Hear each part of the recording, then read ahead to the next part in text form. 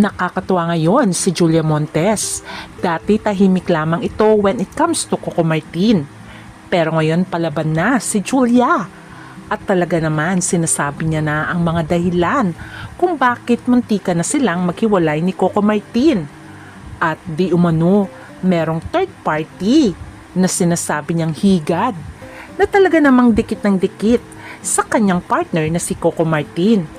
Ang tinutukoy niya kaya ay walang iba kundi si Yassi Pressman. Ating alamin ang revelasyon ni Julia. Isa si Julia Montes sa pinakamagaling na artista sa kanyang panahon. Kasabayan niya si Catherine Bernardo. Pero siya ay nag-focus sa kanyang relasyon with Coco Martin. Samantalang si Coco ay isa sa biggest stars ng panahon ngayon. At siya ay tinuturing na malaking artista.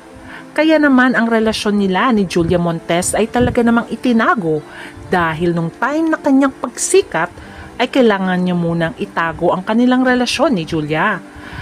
Until inamin na nga rin ni Coco na more than a decade na silang magkarelasyon ni Julia. Usap-usapan pa nga na may 3 na silang anak ni Julia Montes. Pero wala namang pag-amin sa dalawa.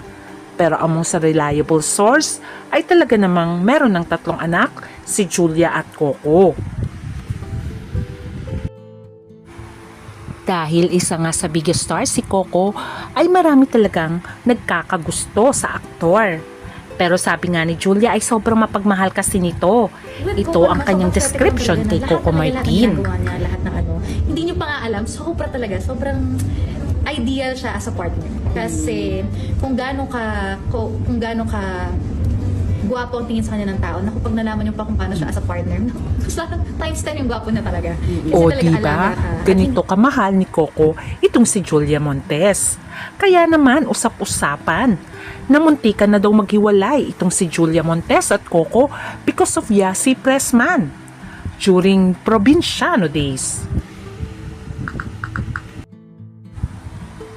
Ayon pa nga sa bali-balita noon, nahuli nga daw itong si Yassi at Coco na naghahalikan sa tent. Pero sabi naman ni Coco ay pagbati lamang daw yun. Samantalang marami din ang nagsabi na pumunta daw pala itong si Yassi Pressman sa bahay nila Coco Martin na may dalang pagkain. Pero nagulat daw ito dahil nandun si Julia Montes. Kaya no wonder, ganun na lamang ang pagpaparinig ni Julia Montes dito kay Yassi Pressman. Dahil masyado na daw pala ito. Ayon nga kay Julia, alam naman niya, nakarelasyon niya si Coco Martin.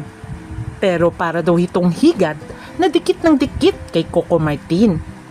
Alam naman ng mga netizens na mga pressman daw yata ay mahilig talaga sa sabit. Dahil matatandaan na ang kanyang kapatid na si Isa Pressman ay siya din daw naging higad sa hiwalayang James Reid at Nadine Lustre. Pero ngayon si Yassi Pressman ay meron na namang boyfriend na non-showbiz na isa ring politician. At samantala bumalik muli ang tanong kay Julia Montes tungkol sa higad na ang tinutukoy niya ay walang iba kundi si Yassi Pressman. Ito ang kanyang interview. Hindi ako sa'yo, hindi ka papapansin. So, hindi mo na lang pinansin? Hindi, nag-hi siya, hi po. Kabatch ko lang. Sabi ko, excuse me, baka po ka naman. With smile. Sina, ganito lang din. Ganito lang din. Ano yung mga rare moments na hindi mo napipigilan na magsungit? Oo, kasi sobra rin naman siya. Kumbaga sa strike 3, sobra-sobra rin naman. Buti hindi kayo nasira ni Coco noon. Kung sobra-sobra na siya. Sorry, girl. O diba nakakatuwa si Julia sa pagkwento. At dito mo masasabi na talagang pinaglaban niya ang pagmamahalan nila ni Coco Martin. Which is, sabi nga ng fans, deserve din daw ni Julia na sana pakasalan na siya ni Coco. At sinabi naman din ni Julia na may mag-plans naman sila. At ang nais niya pa rin na wedding ay ang classic wedding, kung saan ay nandun sila ni Coco kasama lahat ng mga kamag-anak nila at malalapit na kaibigan. At syempre, dream wedding nila ang ikasal kasama ang kanilang mga fans. At meron na rin silang bagong proyekto ni Coco na tiyak na aabangan natin. For sure, marami excited na Coco Jules dahil matagal na nating hindi nakita si Coco at Julia na gumawa ng pelikula at teleserye. Kaya itong ating aabangan, which is malapit na nilang simulang i-shooting. Pero syempre nais natin na sana sila na ang magkatuluyan forever. Kaya naman excited tayo kung i-announce nila ang kanilang kasal at itong ating aabangan.